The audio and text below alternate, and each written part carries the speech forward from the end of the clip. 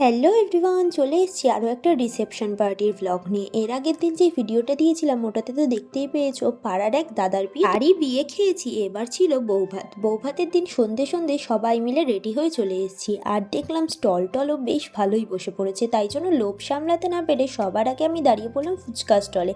আর ফুচকা খেতে তো আমার খুব ভাল লাগে, কিন্তু আমি না বেশি খেতে পারি না। দোকানে যখন টাকা দিয়ে খাই তখন নিঘাত আমি 20-25 টাকার খেতে পারি, কিন্তু স্টলে গেলে একটু কমই খাই। সবাই ভাবছে এটাই ভাবতে থাকি, কিন্তু এখানে ফুচকাগুলো দারুণ বানিয়েছিল। আর আমি পাতা হাতে দাঁড়িয়েই রয়েছি, আমাকে তো দেওয়া শুরুই করছে না। তারপর অনেকক্ষণ পর ফুচকা দেওয়া শুরু করলো, কিন্তু ফুচকাগুলো খেতে কিন্তু দারুণ হয়েছিল, বেশ ভালোই বানাচ্ছিল। আর বড় বড় ছিল বলে তো একটা ফুচকা গোটা মুখেই ঢুকছিল না। আমার পরে বৌদি টৌদি সবাই লাইন দিয়ে দাঁড়িয়ে পড়লো ফুচকা খাওয়ার জন্যে।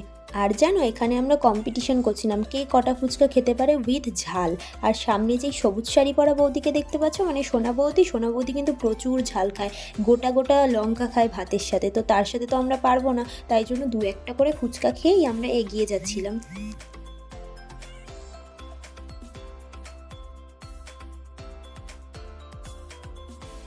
তাহলে চলো, ফুচকা খাওয়া তো কমপ্লিট, এবার চলো পকোড়া খাবো। পকোড়ার দিকে যেতেই তো পারছি না, এত ভিড় ছিল বাবারে বাবা। এরপরে মা ওরাও ফুচকা নিয়েছিল, কারণ আমি সবাইকে ফুচকা এনে এনে পার্সেল করছিলাম, কারণ ভিড় হয়ে গেছিলো প্রচণ্ড। আর আমার মা তো জানোই ভেজ খায়, চিকেন খায় না, তো মাকে ভেজ পকোড়া এনে দিলাম আর আমরা খেলাম চিকেন পকোড়া।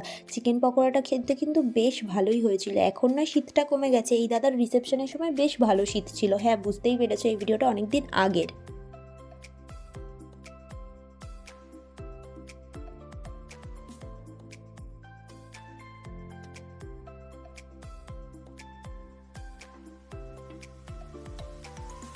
জানো তো, প্রায় বেজে গিয়েছিল রাত্রির 9টা, কিন্তু নতুন বউ এখনও এসেই পৌঁছায়নি। তাই জন্য ভাবলাম নতুন বউয়ের জন্য যেই জায়গাটা সাজানো হয়েছে সেখানে গিয়ে একটু ফটো তুলবো আর ভিডিও করব। কিন্তু ফটো তুলতে গিয়ে তো ফেসে গেলাম। আমাকে একজন বলল একটু ফটো তুলে দিতে।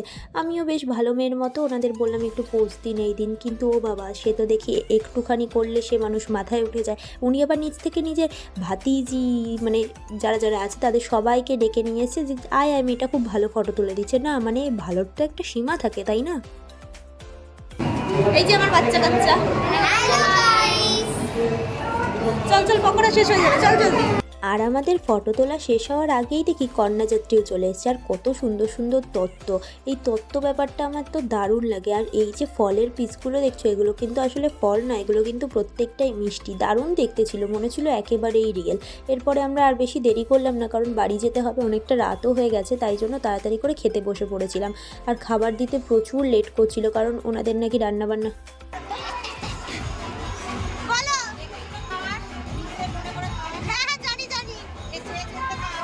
খাবার দাবার দিতে যেন প্রচণ্ড লেট করছিল। এই জেঠুরা যে ক্যাটারিং সার্ভিসটা রেখেছিল তারা অতটা বেশি ভালো ছিল না, তো আমি একদমই সাজেস্ট করব না। প্রথমেই দিয়ে দিয়েছিল থালা, তার সাথে জলের বোতল, টিস্যু পেপার, সব কিছুই দিয়েছিল ঠিকই, কিন্তু রান্না বান্না মানে খাবার দাবার দিতেই তো প্রচুর দেরি করছিল। তাই জন্য আমি একটু লেবু চেটে নিলাম হজমের জন্য, কিন্তু বাবারে বাবা প্রচণ্ড টক। তারপরে দিয়ে দিয়েছিল ফিশ বাটার ফ্রাই বোধহয়, না না এটা কি ছিল, ও সরি কাবুল রোল, ভুলে গিয়েছিলাম। আমি অতটা ভালো খাই না তো তাই জানি না, কিন্তু কাবুল রোলটা এখানে বেশ ভালো হয়েছিল। আমি অন্য যেখানে খাই মানে রেস্টুরেন্টে যে খেয়েছি তার থেকে এটা ভালো হয়েছিল। এরপরেই পাতে পড়ে গিয়েছিল নান আর ডাল মাখানি, এই দুটোই বেশ ভালো হয়েছিল খেতে, কিন্তু বিরিয়ানিটার জায়গায় একেবারে নষ্ট করে ফেলেছিল যারা রান্না করেছিল আর কি। বিরিয়ানির চালগুলো একেবারে শক্ত থেকে গিয়েছিল, প্রথমত দেরি করে রান্না করেছিল ওরা, আর তার সাথে চালগুলো ছিল প্রচণ্ড শক্ত, আলুটাও গলেনি একেবারেই। কি রান্না করেছিল কি জানি, জেঠুরা এত টাকা খরচা করেছিল কিন্তু ওনারা ভালোভাবে রান্নাই করতে পারেনি।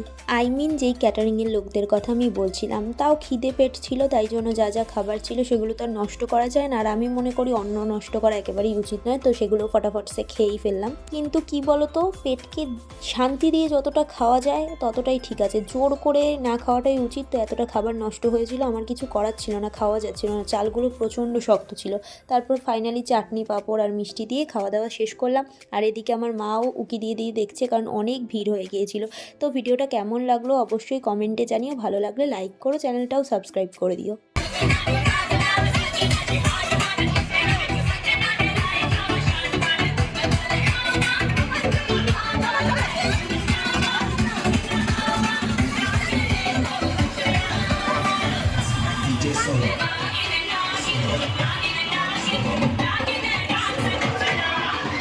নাচানাচি হয়ে গেছে, এবার বাড়ি যাওয়ার পালা। চলো বাড়ি যাই, আজকের মতো টাটা, দেখা হচ্ছে পরবর্তী ব্লগে, সাথে থেকো পাশে থেকো।